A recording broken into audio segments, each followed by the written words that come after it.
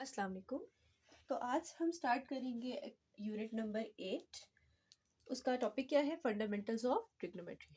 Trigonometry के fundamental मतलब उनका बेसिक कॉन्सेप्ट या टर्म्स यूज जो होती हैं ट्रिग्नोमेट्री में, वो क्या क्या है, उनके कॉन्सेप्ट्स क्या हैं। ट्रिग्नोमेट्री का वर्ड अगर आप देखें तो ट्रिग्नोमेट्री ट्राइगोनोमेट्री से निकला है। Tri means 3, metry means geometry. ठीक है, तो मतलब ऐसे ज्योमेट्रिकल फिगर जिसके 3 साइड्स हों, और ये ट्राइंगल को शो करता है। ठीक है, और ट्राइंगल भी स्पेसिफिकली राइट एंगल ट्राइंगल को शो करता है। ओके, अब ये जितने भी आपके साइन कॉस टेन, जो सीकेंड कोसिकेंड कोटेंजेंट, ये आपने 10 क्लास में पढ़े हैं कॉन्सेप्ट, बेसिक कॉन्सेप्ट इनके। तो आपको पता ही है कि some people have curly brown hair through proper brush, इस तरह से हम लोगों ने याद किया हुआ है। तो साइन ऑफ थीटा हमारे पास परपेंडिकुलर हाइपोटेनस होता है, कॉस ऑफ थीटा हमारे पास curly brown hair and through proper brush. इस तरह से किसी ने याद किया हुआ है, किसी ने उर्दू में, जिसे हम लोगों ने किसी और तरीके से याद किया था जो मैं नहीं यहाँ मेंशन करूँगी। तो आप लोगों ने जिस तरीके से याद किया वही मेंशन करेंगे।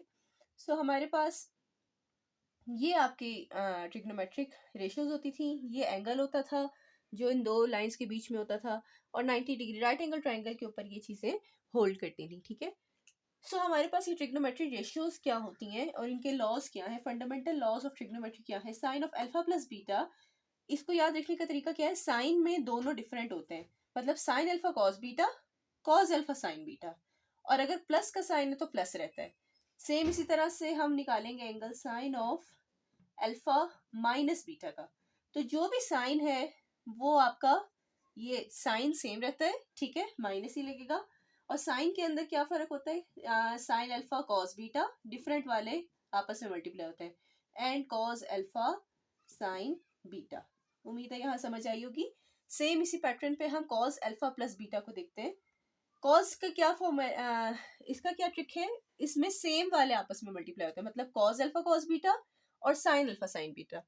ठीक है, और ये चीज देखिएगा, अगर प्लस का है फॉर्मूला तो यहाँ माइनस लगता है, और अगर यहाँ पे माइनस का फॉर्मूला हो तो यहाँ पे खुलने में बाकी सब तो सेम रहता है, cos alpha cos beta and sine alpha sign beta, लेकिन जो अगर माइनस का फॉर्मूला है तो यहाँ पे क्या लग जाता है, प्लस। ओके, इसी तरह से टेन अल्फा प्लस बीटा के फॉर्मूले में भी साइन की तरह होता है, ये ऊपर वाला साइन इसका पॉजिटिव होता है और नीचे आपका नेगेटिव आ जाता है। ठीक है, इसी तरह से टेन अल्फा माइनस बीटा में क्या हो जाएगा, टेन अल्फा, ऊपर वाला साइन वही होता है जो अंदर ब्रैकेट्स में होता है, तो minus tan beta divided by नीचे ऑपोजिट साइन होता है, तो वहां आ जाएगा one plus tan alpha tan beta. ये 6 जो आपके फॉर्मूले हैं ना बच्चे, ये आपको लाजमी लाजमी याद होने चाहिए। ठीक है, इनको आप जिस तरह से मैंने तरीका बताया उस तरीके से याद कर लें, या जो भी आपको इजी वे लगे आप जिस भी तरह से इनको याद कर सकें कर लें। ठीक है, लेकिन ये मस्ट याद होने चाहिए क्योंकि इन्हीं से हम और कुछ एक दो फॉर्मूले निकालेंगे और इनकी मदद से हम बहुत से क्वेश्चंस को सॉल्व कर सकते हैं। ठीक है, सो हमारे पास जो साइंस की बात करते हैं, क्वाड्रेंट्स के रिस्पेक्ट से हमारे साइन क्या होते हैं, ये चीज़ भी आपने बच्चे पढ़ी हुई है। मैं आपको एक दफ़ा रिवाइज कराना चाह रही हूँ। ये सारी चीज़ें जो मैं आपको बता रही हूँ ये आपके एक्सरसाइज के अंदर यूज होंगी। ठीक है, सो हमारा फर्स्ट क्वाड्रेंट में तमाम पॉजिटिव होते हैं, मतलब आपका साइन थीटा भी पॉजिटिव होता है, और साइन की बात की जा रही है तो मतलब समझ लें आप इसी के रेसिप्रोकल कोसिकेंट की भी बात की जा रही है।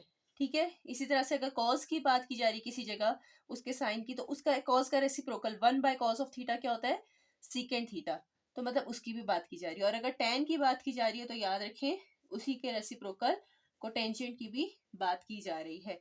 One by sine of theta cosecant होता है, one by secant theta cos theta secant theta होता है, and one by tan theta cot of theta होता है। ये चीज याद रखिएगा। तो जहां पे साइन पॉजिटिव है इसका मतलब है यहाँ पे कोसिकेंट भी पॉजिटिव है। ठीक है, और अगर टेन पॉजिटिव है इसका मतलब क्या है, कॉट भी पॉजिटिव है, एंड कॉस पॉजिटिव है तो इसका मतलब है सीकेंट भी पॉजिटिव है। समझ आई? तो इन्हीं के रेसिप्रोकल्स भी वही साइन रखेंगे। ऑब्वियस सी बात है ना, देखें सीकेंट आपके पास क्या होता है, one by cos of theta. अगर कॉस की वैल्यू पॉजिटिव है तो पॉजिटिव वैल्यू डिवाइड हो रही है और डिवाइड होने से आंसर भी पॉजिटिव आएगा। क्लियर? सो हमारे पास यहाँ पे पॉजिटिव वैल्यू अगर डिवाइड हो रही है तो आंसर भी आपका पॉजिटिव वैल्यू ही आएगा, है ना। सो हमारे पास क्या है यहाँ पे, पहले क्वाड्रेंट में सब पॉजिटिव होता है, मतलब साइन कॉस टेन सब ही पॉजिटिव साइंस रखते हैं। ओके 90 से एंड 0 और 90 डिग्री के बीच में। ओके इसी तरह से 90 से 180 के बीच में सिर्फ साइन पॉजिटिव होता है। 180 से 270 के बीच में सिर्फ टेन पॉजिटिव और उसका रेसिप्रोकल पॉजिटिव होता है। और इसी तरह से 360 का एंगल कंप्लीट हो जाता है यहाँ पे आके, तो ये हमारा सर्कल बनता है ना, ठीक है। तो यहाँ पे आके 360 का सर्कल पूरा हो जाता है और इसमें हमारे पास फोर्थ क्वाड्रेंट में सिर्फ कॉस पॉजिटिव होता है, उसके अलावा बाकी नेगेटिव होता है। क्लियर, जो पॉजिटिव है उसके अलावा वाली ट्रिग्नोमेट्रिक रेशियोज नेगेटिव होती है। ये चीज समझ आ गई होगी, आई होप सो। नेक्स्ट हमारे पास है डिग्री को रेडियन में कैसे कन्वर्ट करना है और रेडियन को डिग्री में कैसे कन्वर्ट करना है। डिग्री को रेडियन में कन्वर्ट करने से पहले आपको एक रिलेशन पता होना चाहिए कि पाई के अंदर कितनी डिग्री होता है। एक पाई 180 डिग्री के बराबर होता है और ये चीज आप में से मोस्ट ऑफ द बच्चों को पता होगी, ठीक है, कि एक पाई हमारा 180 डिग्री के बराबर होता है, ठीक है। अब आपने डिग्री को रेडियन में कन्वर्ट करना है, तो सिंपल सी बात है, जैसे कि अभी मैं 60 डिग्री को पाई की शक्ल में लिखना चाह रही हूँ, रेडियन की शक्ल में लिखना चाह रही हूँ, तो मेरे 60 डिग्री को मैं किससे मल्टीप्लाई करूंगी, पाई बाय 180 से। तो जो आंसर आएगा वो रेडियन में आएगा। ये मेरी डिग्री थी, डिग्री को रेडियन में कन्वर्ट करने के लिए मुझे किससे मल्टीप्लाई करना है, पाई बाय 180 से, ठीक है।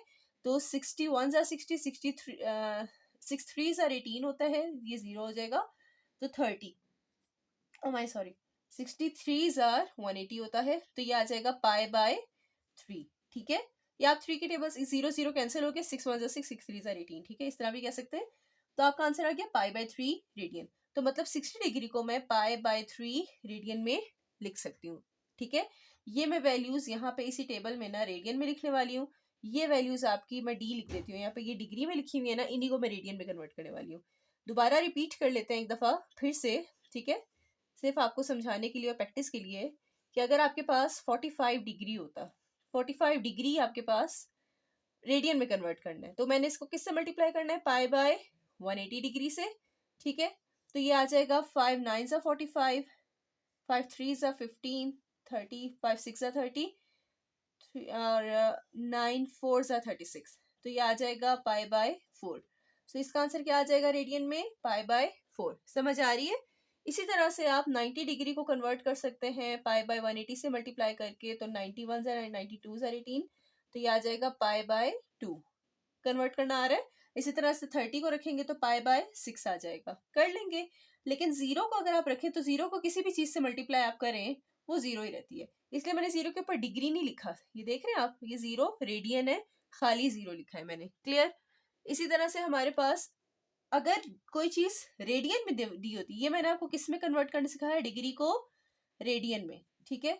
लेकिन अगर कोई चीज रेडियन में दी हुई हो, पाई की शक्ल में दी हुई हो और उसको डिग्री में कन्वर्ट करना हो, तो कैसे करेंगे।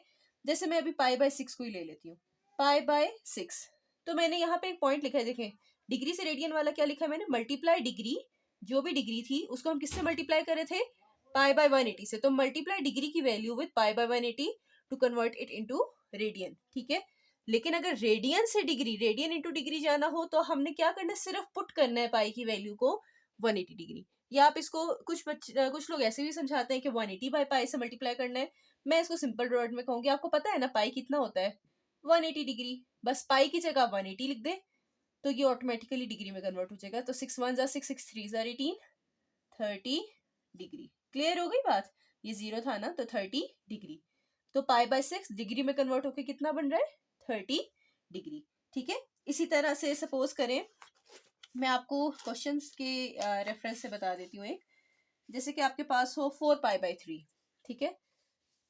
आपके पास रकम क्या हो 4 पाई, ये बच्चे की कॉन्सेप्ट बहुत इंपॉर्टेंट है, इसलिए मैं बार बार ये आपको करके दिखा रही हूँ, ताकि आप लोगों को भी ये जल्दी जल्दी, मतलब आप प्रैक्टिस करें इसकी और आपसे जल्दी हो पाएगी, क्योंकि ये क्वेश्चन में ऐसे प्लस माइनस की तरह यूज हो रही है ये चीजें, तो आपको ये करना आना चाहिए, ठीक है। तो 4 पाई की जगह 180 डिग्री पुट कर दिया, ठीक है। कोई भी आपको 180 बाय पाई वगैरह से मल्टीप्लाई करने की जरूरत नहीं, जस्ट पाई की जगह आपको पता है 180 डिग्री के बराबर होता है, पाई की जगह मैंने 180 डिग्री लिख दिया, ठीक है। तो 3 1 जा 3, 3 6 जा 18, 60 डिग्री बच गया अंदर, ठीक है। तो 4 मल्टीप्लाई बाय 60, 4 6 24, 240 डिग्री आपका आंसर। क्लियर? सो हमारे पास किसी भी रेडियन वाली वैल्यू को, पाई की शक्ल वाली जो वैल्यू होती है वो रेडियन होती है, उसको हम इस डिग्री वाली वैल्यू में कन्वर्ट कर सकते हैं। और कैलकुलेटर में याद रखिएगा, अगर आप पाई की शक्ल में सॉल्व कर रहे हैं तो कैलकुलेटर की सेटिंग को आपने आर में रखना है, और अगर आप डिग्री को सॉल्व कर रहे हैं तो कैलकुलेटर की सेटिंग को आपने डी में रखना है। क्लियर है बात? सो आई होप यहाँ तक आपको समझ आएगा। ये पॉइंट मैंने छोड़ा है अभी, ये मैं आपको क्वेश्चन जब सॉल्व कर रहे होंगे तभी समझाऊंगी, ठीक है? सो अभी हम लोग इस टेबल की तरफ मूव ऑन करते हैं। टेबल क्या कह रहे हैं हमें कि मैंने ये चीज जो लिखी थी इसको मैं मिटा रही हूँ स्पेस के लिए, ठीक है? सो हमारे पास जो एंगल है थीटा, वो अगर 0 डिग्री है, 30 है, 45 है, 60 है, 90 है, तो हमारे पास साइन, कॉस और टेन की वैल्यू कैसे निकलेगी, ये टेबल बताएगा, ठीक है? हम directly without using the calculator फौरन से कैसे बता सकते हैं? वैसे तो आपके पास कैलकुलेटर है, आप कैलकुलेटर से भी निकाल सकते हैं, लेकिन अगर आप ये टेबल बना लेते हैं तो आपको बार बार कैलकुलेटर में वैल्यू पुट करने की जरूरत नहीं पड़ेगी, आपका टाइम थोड़ा सेव हो जाएगा। साइड पे टेबल बना होगा, फौरन देखो वैल्यू, फौरन लिख दो, ठीक है? तो ये आसानी भी होती है आपको, और इसको करने का, याद करने का तरीका बहुत आसान है, ठीक है? अब आपने क्या करना है, साइन ऑफ थीटा की वैल्यू होती है 0, ओके? अब आपको एक ट्रिक बता रही हूं मैं। 0 इसको लिख दें आप 1/4, इसको आप लिख दें 1 2 3 4 लिख ले, चले 0 1 2 3 और 4 लिख दिया, ठीक है? अब सबको डिवाइडेड बाय 4 कर दें। अगर आपको याद रहता है तो ठीक, अगर आपको फर्स्ट लाइन याद हो जाती है साइन ऑफ थीटा की, देन आपके लिए वेल एंड गुड है, ठीक है? और इन सब का क्या ले लें आप, स्क्वायर रूट, ठीक है? ये सारी चीजें मुझे अलग से करनी चाहिए थी, खैर। तो अब आपके पास साइन ऑफ थीटा की वैल्यूज मैं बता रही हूँ, बल्कि पहले मैं वैल्यूज ही लिख लेती, ठीक है? तो मैंने क्या लिखा, 0 1 2 3 एंड 4, और सबको मैंने क्या कर दिया, 4 से डिवाइड, ठीक है? 4 से डिवाइड करके मैंने सबका क्या ले लिया बच्चे, स्क्वायर रूट, ठीक है? ये काम किया हमने। अब आप देखें 0/4 तो 0 ही रहेगा, ये 1/4 का स्क्वायर रूट है। 1 का स्क्वायर रूट क्या होता है, 1, और 4 का स्क्वायर रूट क्या होता है, 2, ठीक है? 2/4 क्या बन जाएगा, 2 1 2 2 2 4, 1/2, 1 का स्क्वायर रूट 1, 2 का स्क्वायर रूट 2।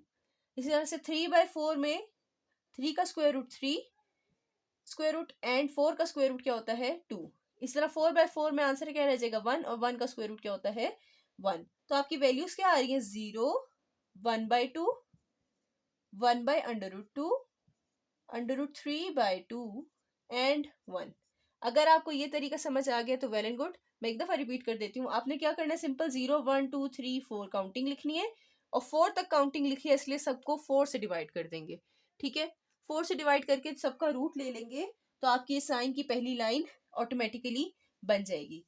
अगर समझ आ गया वेल एंड गुड, नहीं समझ आया तो आप पहली लाइन याद कर लें, बाकी टेबल ऑटोमेटिकली बन जाएगा। पहली लाइन आप याद रख लेंगे, 0 1/2 1/√2 √3/2 एंड 1, ठीक है? अब आपकी कॉस ऑफ थीटा की वैल्यू और टेन थीटा की वैल्यू इसी पहली लाइन को यूज करके हम निकाल लेंगे। अभी आपका 0 से 1 तक जो वैल्यूज आई हैं, अब उल्टी काउंटिंग करें, मतलब सबसे एंड पे 1 आया था, यहाँ पे सबसे शुरू में 1, सेकेंड लास्ट क्या है, √3/2, उलट करके लिख दे सब वैल्यूज को। फिर 1/2 आ रहा है, √2, फिर 1/2 आ रहा है, एंड 0। इसी लाइन को हमने क्या किया, उलट करके लिख दिया। क्लियर? अब tan की वैल्यू आपको पता है बच्चे, tan ऑफ थीटा क्या होता है, साइन एंड कॉस का डिवीजन, ठीक है? साइन बटा कॉस होता है, ठीक है? सो हमारे पास tan ऑफ थीटा, साइन की वैल्यू डिवाइडेड बाय कॉस की वैल्यू, 0 डिवाइडेड बाय 1 क्या आ जाएगा, 0, ठीक है? नेक्स्ट वैल्यू क्या है, 1/2 डिवाइडेड बाय √3/2। इसको मैं लिख सकती हूँ बच्चे, 1/2 डिवाइडेड बाय √3/2, ऐसे लिख सकते हैं। और इस डिवाइड को अगर मैं मल्टीप्लाई में चेंज करती हूँ तो √3/2 चेंज हो जाएगा किस में, 2/√3 में, और 2 and 2 कैंसिल होके क्या आंसर देगा, 1/√3, ठीक है? तो 1/√3। इसका शॉर्ट ट्रिक बताऊं आपको, डिवाइड में दोनों के नीचे 2 है ना, तो 2 और 2 कैंसिल, और ये ऊपर वाली टर्म्स आपस में डिवाइड, 1/√3 बन जाएगा। इसी तरह देखिए नीचे दोनों टर्म सेम है, √2 कैंसिल, 1 डिवाइडेड बाय 1 कितना हो जाएगा, 1, डायरेक्ट भी कर सकते हैं, ठीक है? अब आप इसी तरह से शॉर्ट ट्रिक क्या है, नीचे वाली दोनों रकमें कैंसिल और ऊपर वाली टर्म्स आपस में डिवाइड। तो 2 और 2 कैंसिल, √3 डिवाइडेड बाय 1 क्या होता है, √3। इस तरह से 1/0। अब देखिए साइन बटा कॉस क्या है आपका, ऊपर साइन की वैल्यू 1 है, कॉस की वैल्यू नीचे है, और डिवाइड में अगर 0 हो आपको पता है मैथ एरर आ जाता है, कैलकुलेटर से करके देख लीजिएगा। और मैथ एरर आए तो हम लिखते तो इन्फिनिटी है, लेकिन इसको कहते हैं वैसे हम अनडिफाइंड वैल्यू है, ठीक है। तो हम जस्ट यहाँ पे इन्फिनिटी, क्योंकि हमारी जो एडवांस मैथमेटिक्स है उसमें इन्फिनिटी की वैल्यू अक्सर यूज कर रहे होते हैं इसकी जगह, लेकिन असल में ये वैल्यू होती अनडिफाइंड है, ठीक है। इसको बोलते हैं वैसे अनडिफाइंड है, लेकिन हम कभी कभार इन्फिनिटी भी यूज कर लेते हैं सिर्फ ट्रिग्नोमेट्री के अंदर, ठीक है। आमतौर पे वैसे ये अनडिफाइंड होती है, ओके। तो यहाँ पे ये हमारी टोटल क्या कहते हैं कॉन्सेप्ट था आज का। आपने ये फॉर्मूले याद करने हैं बच्चे, आपको क्वाड्रेंट्स का पता होना चाहिए किस क्वाड्रेंट में क्या साइन होता है वैल्यू का, आपको डिग्री को रेडियन में कन्वर्ट करना है, रेडियन को डिग्री में कन्वर्ट करना आना चाहिए, और ये टेबल याद होना चाहिए। इस टेबल को मैंने डिग्री की फॉर्म में भी लिख लिया एंगल्स को, और रेडियन की फॉर्म में भी लिख के बता दिया कि आपका आंसर्स क्या क्या होंगे, ठीक है। सो हमारे पास ये तमाम आंसर्स थे साइन, कॉज और टेन के, ठीक है। ये टेबल अगर आपको याद हो जाए देन वेल एंड गुड, वरना कैलकुलेटर जिंदाबाद। तो उम्मीद है आपको ये समझ आ गया होगा बेसिक कॉन्सेप्ट। इंशाल्लाह नेक्स्ट वीडियो से हम 8.1 स्टार्ट करेंगे। अभी के लिए अल्लाह हाफिज़।